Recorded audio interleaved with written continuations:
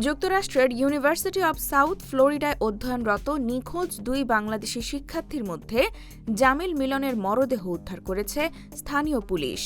এ ঘটনায় সন্দেহভাজন হিসেবে জামিলের রুমমেট হিশাম আবু ঘরবেহ নামের একজনকে গ্রেফতার করা হয়েছে।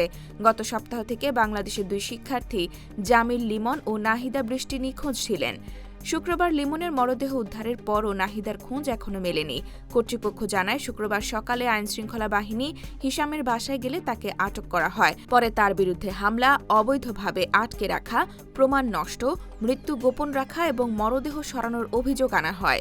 জামিল লিমন ওই বিশ্ববিদ্যালয়ে ভূগোল, পরিবেশ বিজ্ঞান ও নীতিমালা বিষয়ে পিএইচডি করছিলেন। নিখোঁজ নাহিদা বৃষ্টিও একই বিশ্ববিদ্যালয়ের রাসায়নিক প্রকৌশলের শিক্ষার্থী।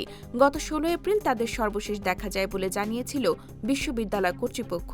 লিমনের মৃত্যুর কারণ এখনো নির্ধারণ করা হয়নি। মেডিকেল এক্সামিনার ময়নাতদন্তের ফল শিগগিরই প্রকাশ করতে পারেন বলে জানিয়েছে পুলিশ। একই সঙ্গে তারা বৃষ্টিকে খুঁজে বের করতে তল্লাশি ও তদন্ত চালিয়ে যাচ্ছে।